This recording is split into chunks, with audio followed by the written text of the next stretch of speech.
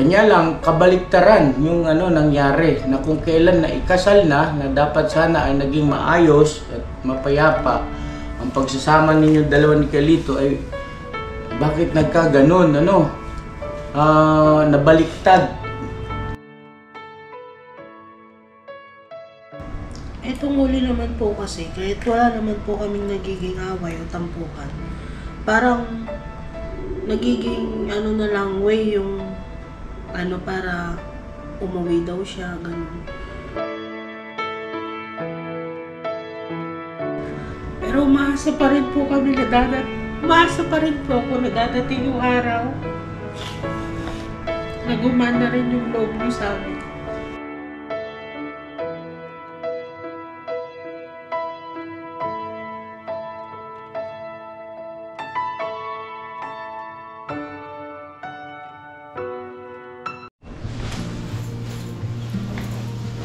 Picture pa dalawa. Kasi na mapagpalang araw po sa ating lahat, mga ka-business naming minamahal. Hello po. Kaya na mag-update lang po tayo. Gawa ng marami ang nagtatanong, bimessage sa amin sa Messenger, kumusta na raw ba si Ate Vera, at kumusta na si Lito, bumalik na daw ba. So ayun po, yun ang ating sasagutin ngayon. At patungkol din kay Jonathan at saka kay Nanay Marita. Pero bago yun ay unahin muna natin si Ate Vera. Yun, Ate Vera, ilang araw nang wala sa piling mo si Carlito. 3 days po. 3 days? Kumusta naman? Ayos lang naman. Ang buong magdamag nang wala si Carlito. Ayos lang naman po. Paano sabing ayos lang? Wala naman pong Ha? Nung andito po siya, ganun din naman po yung okay. Ibig sabihin natin, Vera, hindi mo ba nami-miss? May time din pong nami-miss, pero kailangan. Okay. Kaya ano bang naging usapan ninyo nung bago siya umalis? Bakit ilang araw siya mawawala?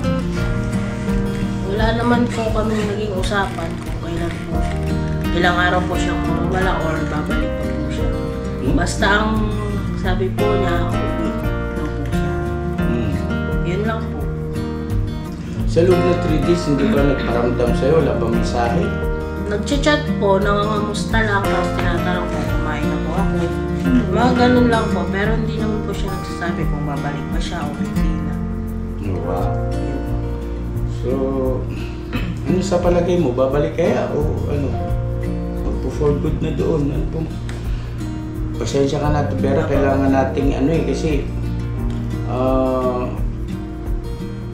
mahalagang impormasyon kasi yan dahil sa yung bakit naka-vlog ito, Tibera, kasi ito parang documentation yan patungkol sa inyo ni Lito, Tibera, ni Lito, tsaka ikaw kasi alam mo naman na kaya kayo nakasal ay dahil sa amin ni ate mo.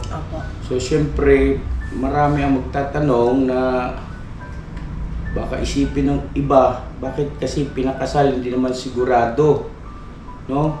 Anyway, Mrs. Ka-Business, pwede mo sigurong ipaliwanag sa ating mga viewers yan bago sila ikasal doon sa mga tanong ng iba mga ka-business natin na bakit daw ipinakasal na hindi naman siguradong nagmamahalan yung dalawa. Ayan.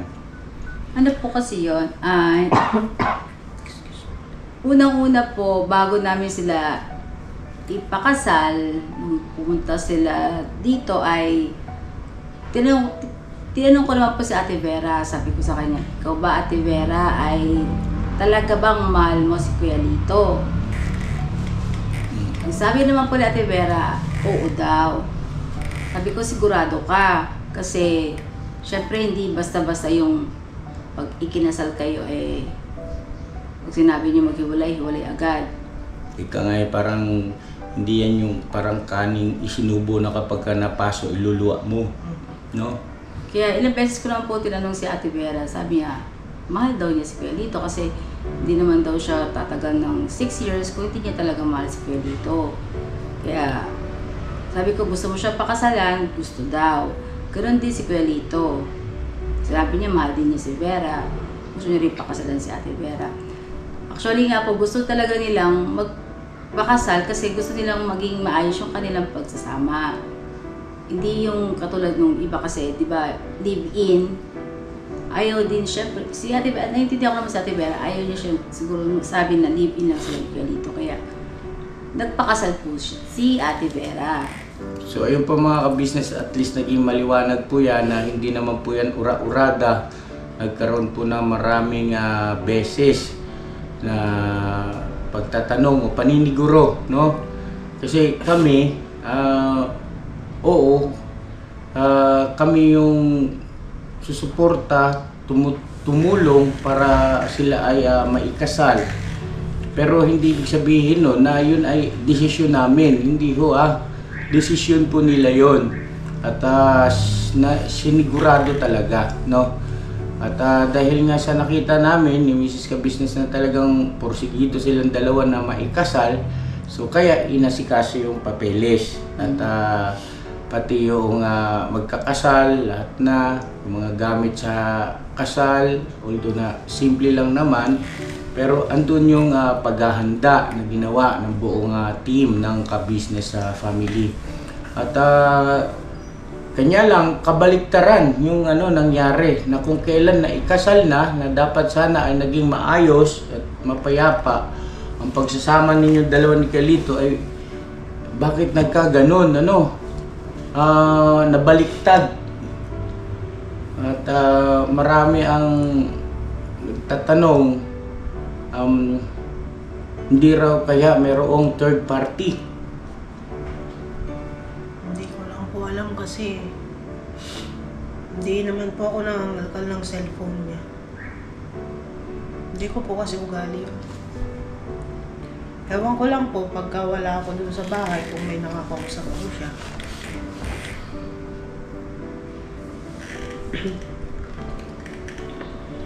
Pero nung katulad yan, di ba sabi nga niya, ulo siya. Nag-video call po siya na pinakita niya na nandun siya sa nanay niya? Hindi. Puro chat lang po siya sa akin. Tsaka ang bilis niya nakabiyahe, no? Quezon. Baka siya yung cellphone ko, ma. Ang bilis niya nakarating doon. Kung nandun na siya sa Quezon, salamat sa Diyos at nakarating siyang payapat ligtas, di ba? At panatag tayo pare-parehas. Kasi kung ano naman ang mangyari sa kanya sa pagbabiyahe niya ng mag-isa, ay hindi may kakailan na baka ma-question tayo ng mga kamag-anakan, di ba, ng Ate Vera, At kaya lang, yun naman desisyon niya talaga Gusto niya talaga Kumbaga, nandun sa sitwasyon na parang wala ka na rin magawa, dahil dun sa gusto niya mangyari, gagawin. So, yun ang kanyang ginawa. Ngayon, kumusta yung puso mo? Inaantay mo pa ba siya o ano? Ang sa akin po, pinanalangin ko na lang po kung ano yung ng Panginoon sa amin, yung sa pagsasama namin. Kasi kahit ipilit po namin, kung hindi kaloob ng Diyos, wala po kaming magagawa Kasi kahit gustuin ko man, kung hindi nakaloob ng Diyos, sabi ko po, bahala ng Panginoon kung anong mangyayari.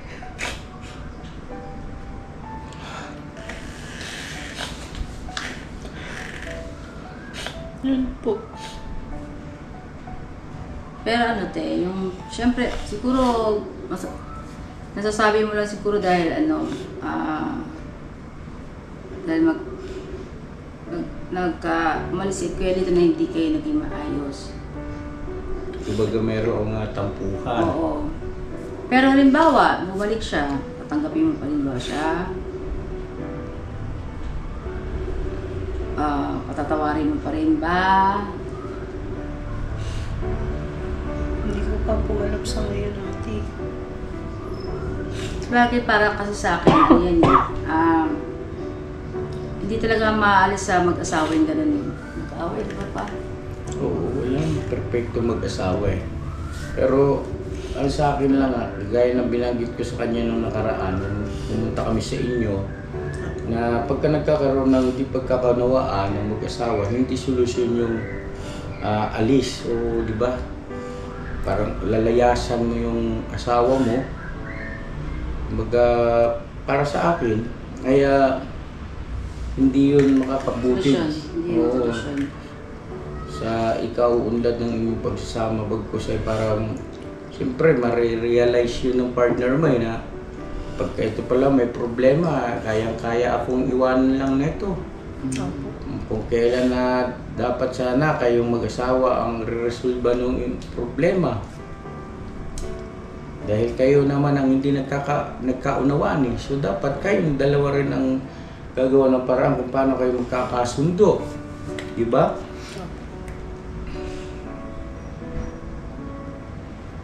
Itong huli naman po kasi, kahit wala naman po kaming nagiging away o tampukan, parang nagiging na lang way yung para umuwi daw siya, ganun.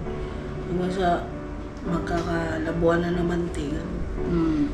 Kaya, ang nasabi ko nung sa kanya, sige, umuwi ka na lang, sabi ko po sa kanya. Kasi paulit-ulit lang ganyan eh. Kahit wala tayong away, magkakaroon tayo ng away kasi ipipilit yung gusto mo. Ako naman, sabi kong gano'n sa kanya, hindi kita inaaway, pinapaliwanagan lang kita. Sabi kong gano'n sa kanya, paulit-ulit pong gano'n, paulit-ulit. Kaya ang sabi ko na lang sa kanya, sige, umuwi ka na muna. Sabi ko, kasi gano'n din eh. Lalala't lalala lang po yung namin. Wala ka bang plano na yung matanong ko lang Ate Vera, kumusta naman yung yung maliban doon sa huling vlog natin na tayo ay sinamahan namin kayo doon sa biyanan mo, diba? Sa mga kamag-anakan ni Lito, ay maliban sa tagpong yun, ay marami naman siguro pagkakataon na okay kayo, no? Nung andun pa po kami, kuya. Oo, yung hindi pa kayo nagpunta rito sa amin. Ibig sabihin, doon pa kayo nakatira. May mga time din naman pong okay kami ni nanay. Lalo pag kami dalawa lang po magkausap. Yun po. Tsaka ang naging close ko po talaga doon po, yung tiyahin po niya, kapatid po ni nanay. Yun po, yung naging ko doon. Subukan mo nga i-dial dyan, si Lito. Kausapin natin kasi para ma-check natin kung nandoon ba talaga. I-video call. Hindi naman sa pinagdududahan natin, kumbaga for safety lang. Pero nung dumating siya doon, di siya nag-video call sa ite. Hindi po. Nakita ko lang po nung yung unang gabi, pero hating gabi na po kasi yun. May natawag po siya 2 beses. Hindi ko na po nasagot kasi tulog na po ako. Tapos yung mga sumunod po, puro chat na lang po siya. Sa another call,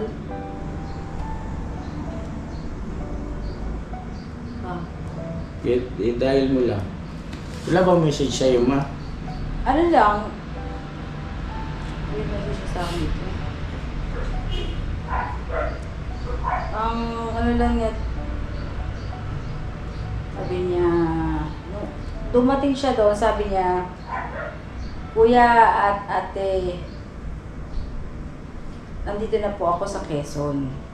Ayan, 3:52 PM ng Thursday. Sabi ko, okay, ingat ka. Tapos sabi niya, opo te, pasensya na po ulit te. Yun lang. Kasi kung tutusin si Lito, ay may kaya yung pamilya niya eh, no? May kaya eh. Kasi mga iba niyang mga kapatid nasa abroad, di ba? Tapos meron silang lupain doon na inaasikaso ng mga kamag-anak niya. Baga merong pinagkukunan sa madaling salita. kung tutusin, hindi niya kailangang mamalimos, di ba? Mga ganoon. Kasi nga, ay meron sila. Hindi ko makontak. Hoping pa rin kami na sana maging maayos kayo, no, Ate Vera. Kaya lang, wala naman kaming karapatan para sagkaan yung iyong desisyon. Ha? Ngayon ay anong plano mo, Ate Vera? Paano yung inuupahan mo roon?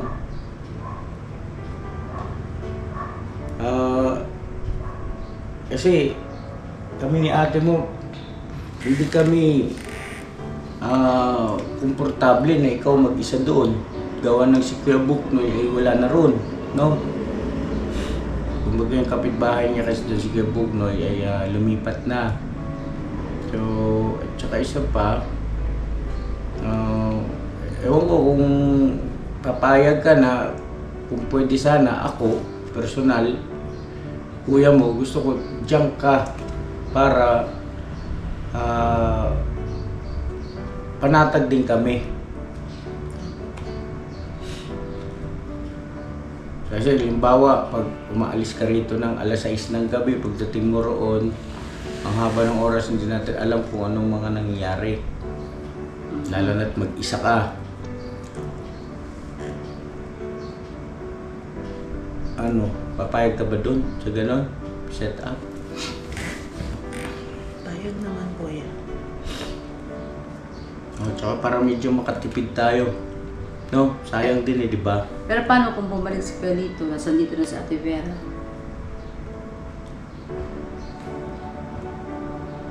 Yun, isa pa yun.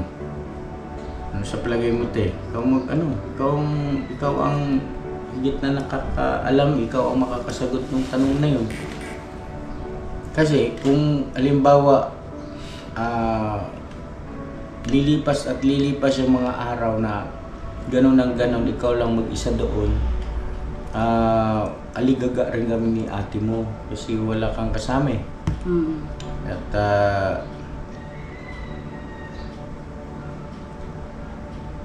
mahirap na eh. Sabi nga eh, huwag masyadong kampante, no?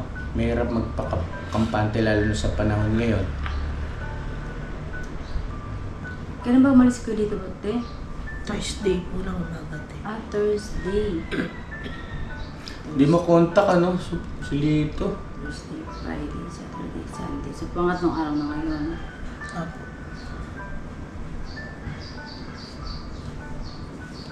Umaga siya, di ba umalis? Apo. 9, 10, 11,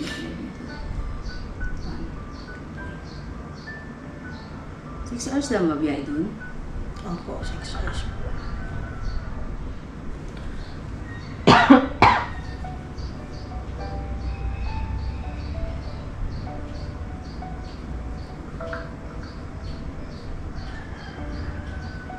Buka mo i-message mo.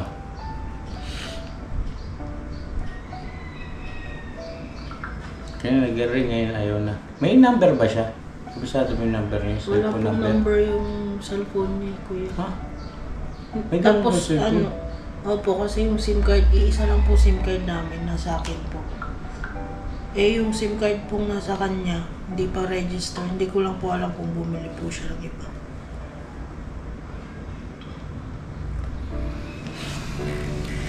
Pero ito ngayon, naka-online na siya, oh. Ha? Tawagan mo ba? Ano? Kasuyo ako. Pakipindot mo yan. At ganun? Ano ibig sabihin nun? Busy? Pero naka-green. Oo, naka-online siya eh. Nag-message ka, ma? Ano sabi mo? Sabi, Kuya Lito, asan ka po?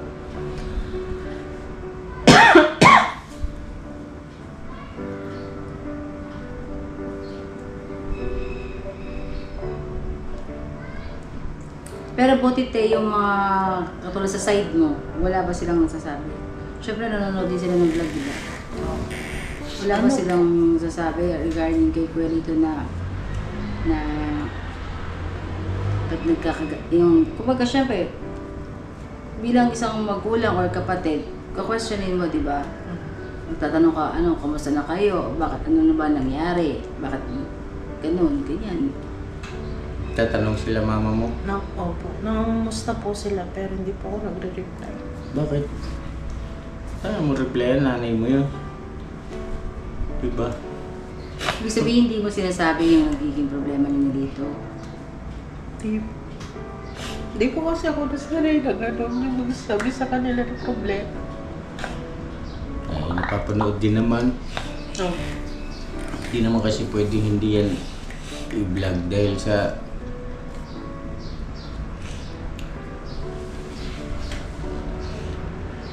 Dami nga po nag-message sa akin. Ano daw nangyari?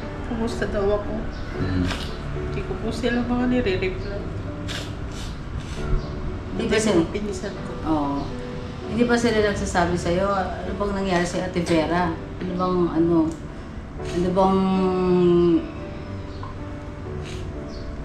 bang masabi yung ba't yun yung desisyon mo, ba't gano'n, ba't ganyan? Siyempre maraming tanong, di ba? Kasi ikaw ano ka eh, bang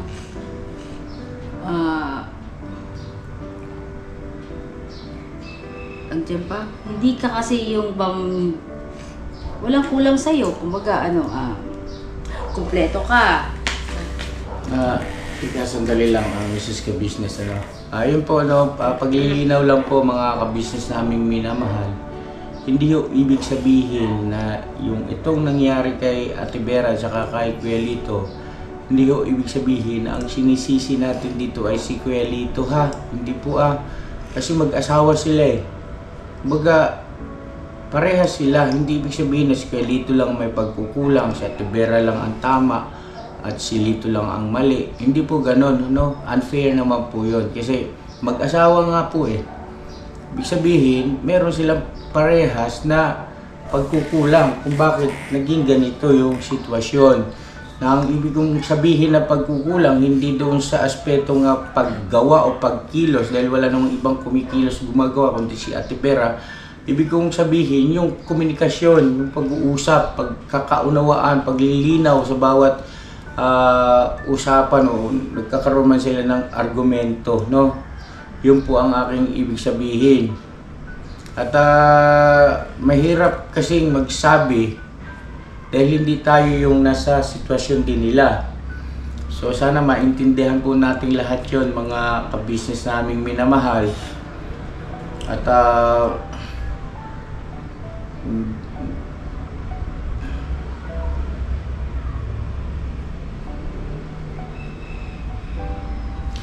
pero ikaw, ano bang sa puso at saka sa isip mo? Ayaw mo nang makipag-ayos pa kay Lito? Ayaw mo nang kumbaga maging kayo pa ulit? Yung totoo. Sa akin naman ko, hindi naman sayaw. Ang ko lang, pinagbigyan ko lang sa gusto niya para matahimik. Ganun na lang. Para para hindi na makulit. Hindi, kung sakali man, nababalik siya, or pag di ko po kasi pinagbigyan yung gusto niyang uuwi. Ulit-ulit po kasing mangungulit yun sa akin, te. No. Kaya sabi ko, So, ibig sabihin, ang pagmamahalan ninyong dalawa ay nandyan pa rin. Ha? Sure ka? sa akin po andun pa rin, di ko po ano sa kanya. Sa bagay, pero yun nga, ikaw ang tinutukoy ko. Okay. So, malagay ko, hindi marapat na na iwanan mo yung inupahan doon. I-padlock mo na lang yun doon, pero wag nating bitawan, no? Para kung halimbawa bumalik siya, di meron kayong magsama kayo ulit.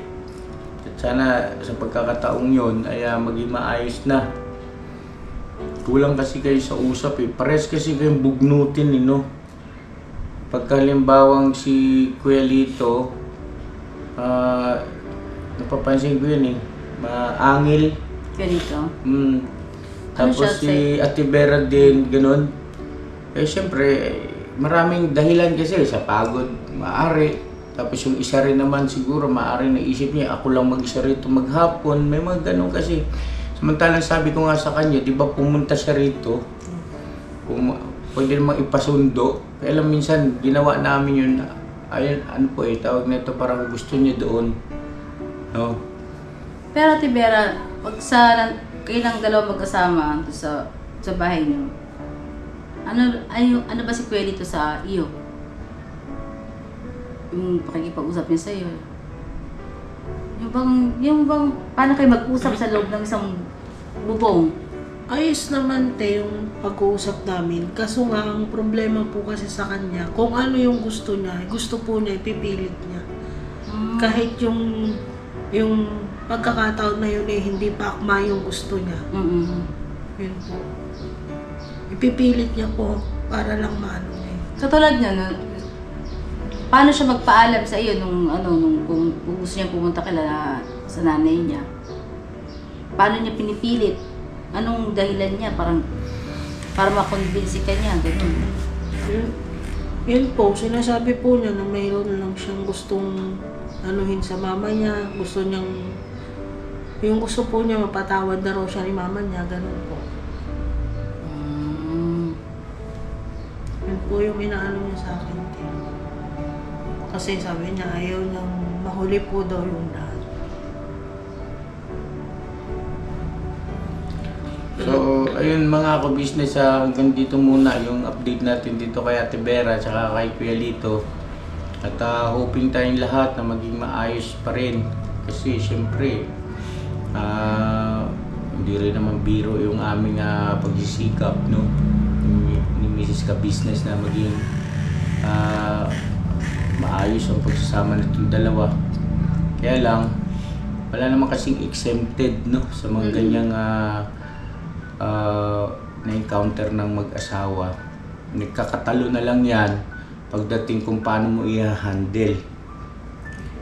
At kami kasi ni ate mo, natutunan namin ng maaga yung hindi na kami nag-aantay na kung sino yung tama o sino yung mali. Kumbaga, hindi inugali kasi namin na once na halimbawa meron kaming na pagkakasunduan o meron kaming hindi pagkakaunawaan, hindi na namin, o ako personally, hindi ko iniisip, inaalis ko sa isip ko na ako ang tama na siya ang mali.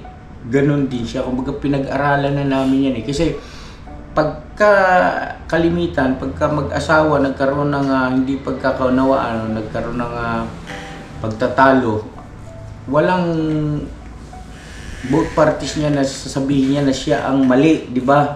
Laging siya ang tama. So ngayon, ginawa namin, ni-reverse namin yun. Kumbaga, ako mali. So, ano namin yung para mabilis na magkaayos. Di ba?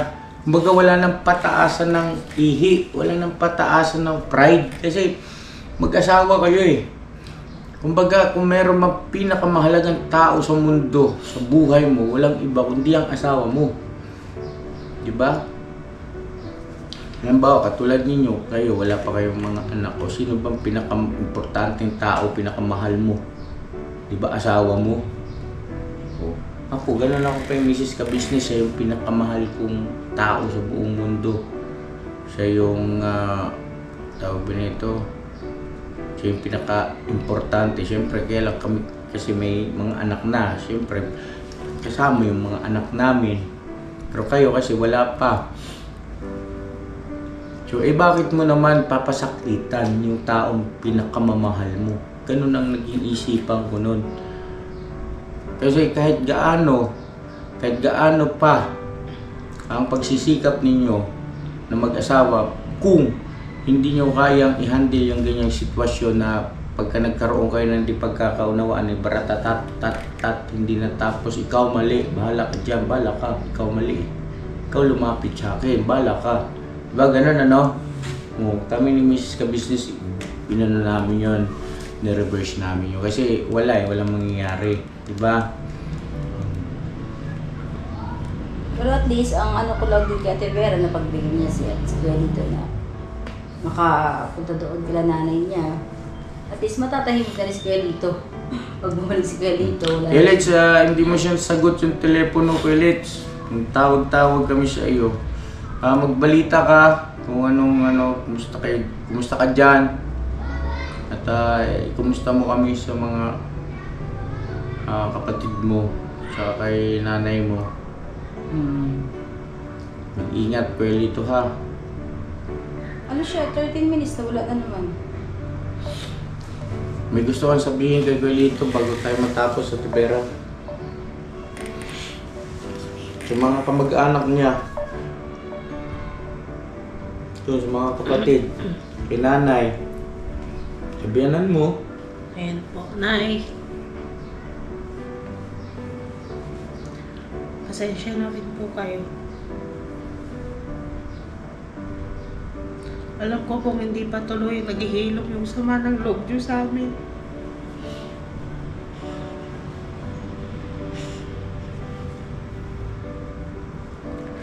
Pero umaasa pa rin po kami na umaasa pa rin po ako na dadating yung araw na gumana rin yung loob niyo sa amin.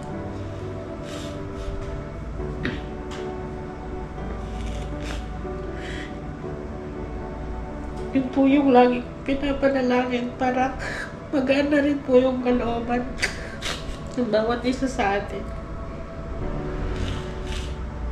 Ganon din po sa mga kapatid ni Lito. Kung ano man po yung nakaraan, makalimutan na natin lahat.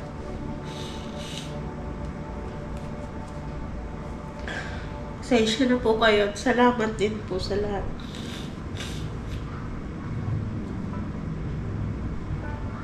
Tsaka kay Lito, nasaan ka man ngayon?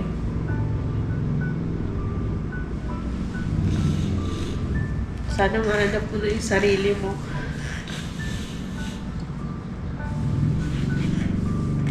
Sana masagot na yung mga gusto mong masagot. Makamit mo yung gusto mong makamit.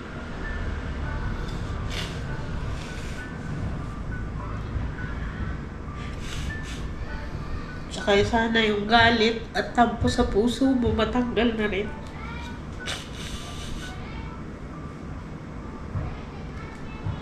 Kasi kahit anong gawin mo sa buhay mo, kung andyan pa rin yung tampo mo, wala kang patutunguhan. Yun ang paulit-ulit kong sinasabi sa'yo. Kanino siya may tampot eh? Sa mga nakaraan po.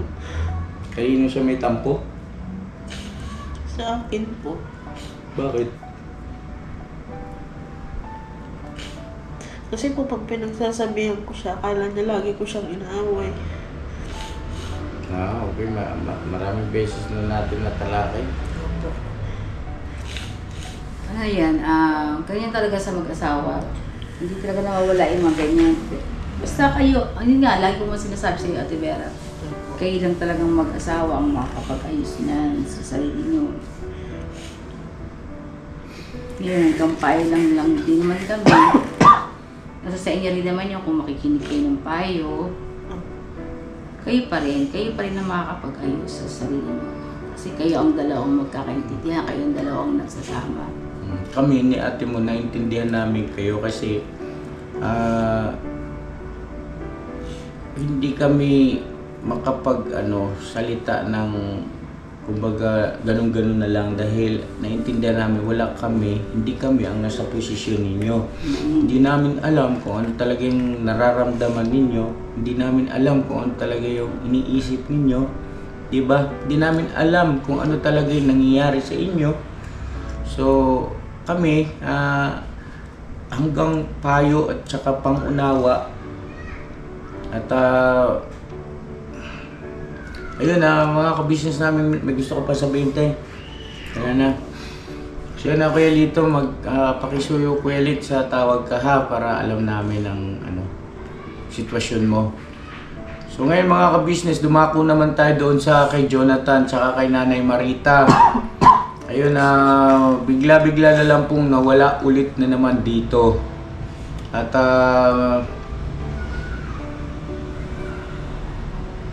hindi ko na muna pinasundan, hindi ko na muna pinahanap po. At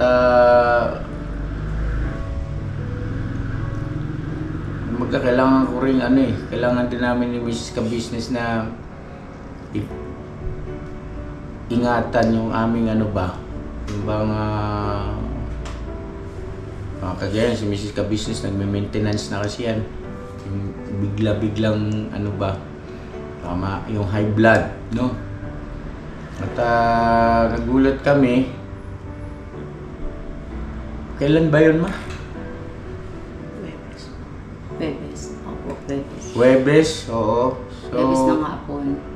Ano yun eh, nagpalaro pa si Boss Dave nung lapis, tapos kinabukasan,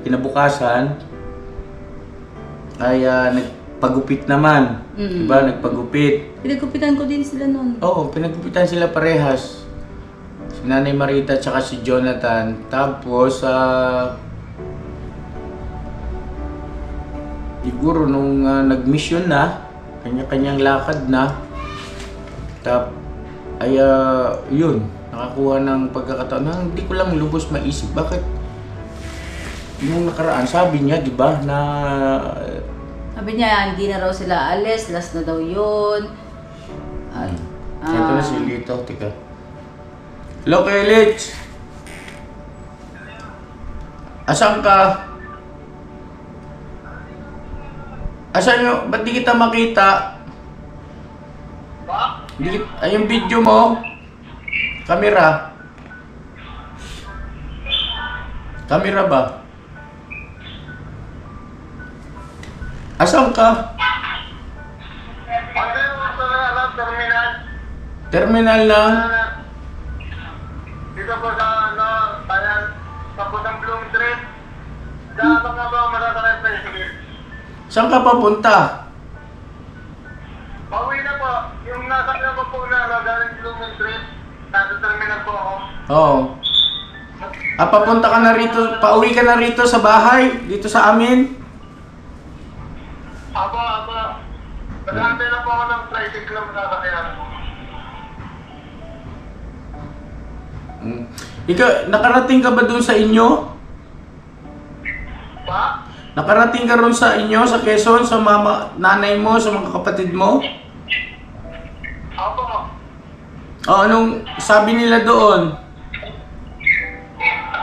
Okay lang po. Pwede na po ako mamaya pagdating ko po. Sige. ingat ka, Kuya dito. Ingat ka sa biyahe, ha? Ha? Mag-iingat ka kako. Aba, sige ba? May kakausap sa'yo.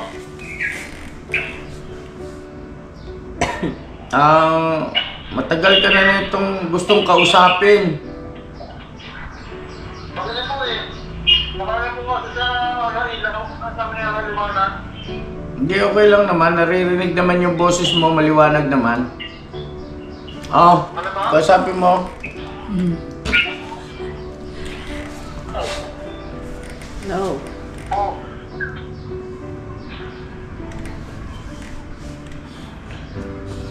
Babalik ka rin. No. Ha?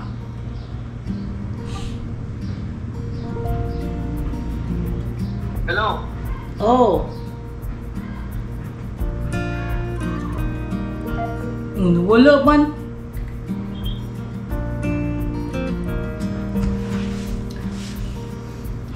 Balik na. Ay, Ate Vera. So ayun na mga kabisnes namin minamahal, may ngiti na sa mga labi nyo. Makikita niya na. So alam na, at least kahit kami ni ate niya, kaya na-check namin, no? Mga kabisnes.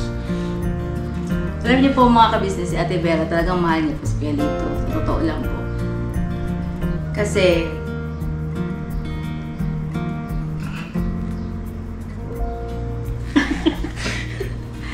nababasa ko po sa mata ni Ate Vera, sa ngiti niya.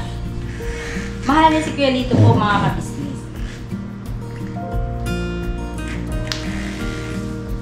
So yan na mga kabisnes, okay na tayo rito kay Ate Vera, kay Lito at parating na. Abangan nyo na lang po yung tagpo na magkikita sila ulit, ano kayong mangyayari.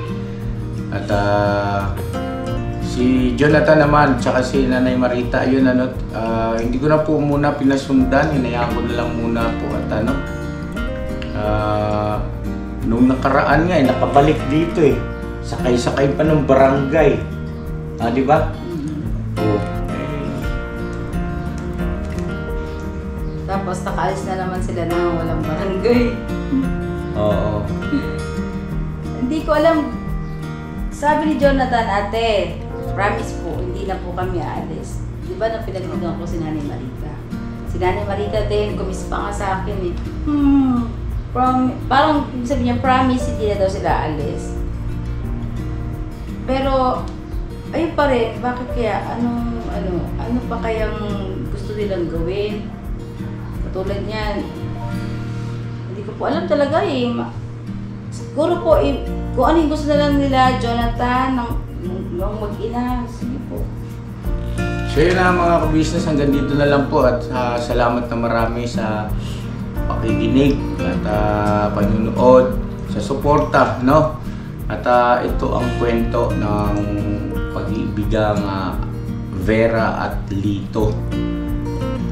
At hindi ito pangkaraniwan ha.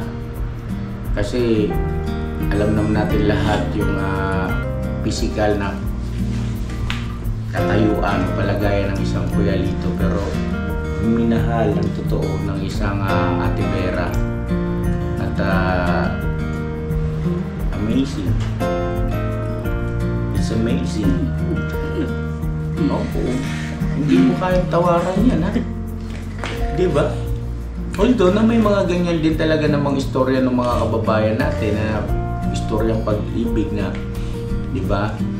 Na sa mga kababayan natin nga mayroong kakulangan physical pero minahal ng lubos at totoo ng mga kababayan din natin na normal, no? Mga pangangatawan. Anyway, maganda istorya nyo. Gawa natin ng teleserye. Kayo rin ang gaganap. Pwede yun eh sa kanila. Kasi true to life story. True to life story. Sarap samantala sa balik sa Patibera. Para siyang So yun, ang God bless sa ating lahat mga ka-business at mag-vision kami. Tingnan namin kung makakapag-vision tayo. Kuya Lito, pag-ingat ka po God bless po sa ating lahat. I love you all. Never say goodbye. Tomorrow is another day. Bira. Bira Banat, Kuya Lito, May at si ngiti Vera. sa kanyang mga mata. Ay, naku, Ate Vers. Talagang pag-ibig nga naman.